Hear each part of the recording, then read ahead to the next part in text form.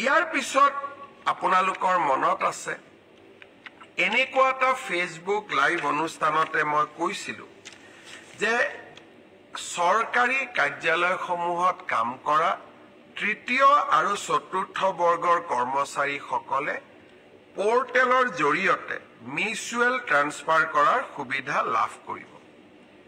প্ৰায় 18,000 চৰকাৰী কৰ্মচাৰীয়ে আবেদন জনাইছিল আৰু মেটছ অৰ্থাৎ কোনোবা আহিব লাগিব কোনোবা যাব লাগিব অৰ্থাৎ মেটছ মেকিং হ'ব লাগিব। আমি প্ৰায় 8,000 প্ৰাৰ্থীক মেটছ মেকিং কৰিব পাৰিলোঁ অৰ্থাৎ অহা মানুহো আছে সেই স্থানলৈ যোৱা মানুহো আছে। যোৱাকালি মই এই গোটেই বিষয়টো নিজে পৰীক্ষা কৰিছিলোঁ। মই আপোনালোকক জনাব খুজিছোঁ যে জুন মাহৰ প্ৰথম সপ্তাহত আমি পোৰ্টেলৰ জৰিয়তে যিসকল যোগ্য হ'ল তেওঁলোকৰ ট্ৰান্সফাৰ অৰ্ডাৰসমূহ আমি মুকলি কৰি দিম।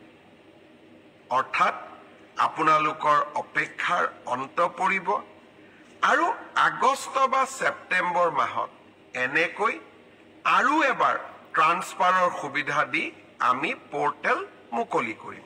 অৰ্থাৎ চৰকাৰী কৰ্মচাৰীসকলৰ লগত আমি থিয় হৈ থাকিম। ৰাইজ বহুতে মোক এইকেইটা দিন সুধি আছে যে ADREৰ অৰেলবিলাক কেতিয়াৰ পৰা আৰম্ভ হ'ব।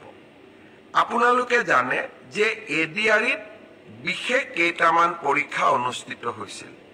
প্ৰথম আছিলে গ্ৰেড 3 ড্ৰাইভাৰ, ষ্টেনো আৰু ইলেক্ট্ৰিচিয়ান অৰ্থাৎ APDCLৰ কাৰণে। আজি আমি সিদ্ধান্ত লৈছোঁ যে গ্ৰেড 3ৰ কাৰণে কম্পিউটাৰ টেষ্ট, ড্ৰাইভাৰৰ কাৰণে ড্ৰাইভিং টেষ্ট, ষ্টেনোৰ কাৰণে ষ্টেনোৰ ব্যৱহাৰিক টেষ্ট আৰু ইলেক্ট্ৰিচিয়ানৰ কাৰণে ইলেক্ট্ৰিচিয়ানৰ স্কিল পৰীক্ষা কৰাৰ যিটো পৰ্যায় তাক আমি 15 জুনৰ পৰা আৰম্ভ কৰিম আৰু এই সমগ্ৰ ব্যৱস্থা আমি এটা মাহৰ ভিতৰতে সম্পূৰ্ণ কৰিম।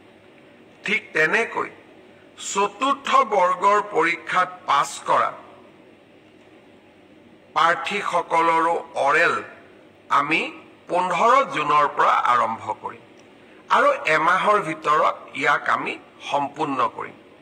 অলপ আজি বা কালি বা পৰহি ৰাজ্য চৰকাৰে আপোনালোকক আনুষ্ঠানিকভাৱে দিন আৰু বাৰ আপোনালোকক জনাব।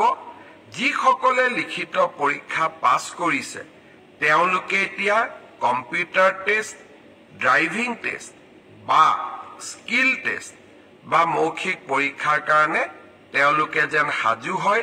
15 জুনৰ পৰা এই প্ৰক্ৰিয়া আমি আৰম্ভ কৰিম। মোক আৰু এটা প্ৰশ্ন বহুতে সুধি আছে যে PGT আৰু গ্ৰেজুৱেট টিচাৰৰ পৰীক্ষাৰ ৰিজাল্ট কেতিয়া দিব? আমি 5 জুন তাৰিখে প্ৰভিজনেল ৰিজাল্ট এনাউন্স কৰিম। 5 জুনত প্ৰভিজনেল লিষ্ট এনাউন্স কৰাৰ পিছত আপোনালোকৰ ডকুমেণ্ট ভেৰিফিকেশ্যন হ'ব আৰু যিসকলৰ ডকুমেণ্টছ জেনুইন হ'ব তেওঁলোককে আমি চূড়ান্তভাৱে পৰীক্ষাত উত্তীৰ্ণ হোৱা বুলি ঘোষণা কৰিম। অৰ্থাৎ পৰীক্ষাৰ ৰিজাল্ট কেতিয়া দিব? উত্তৰ 5 জুন তাৰিখে দিব।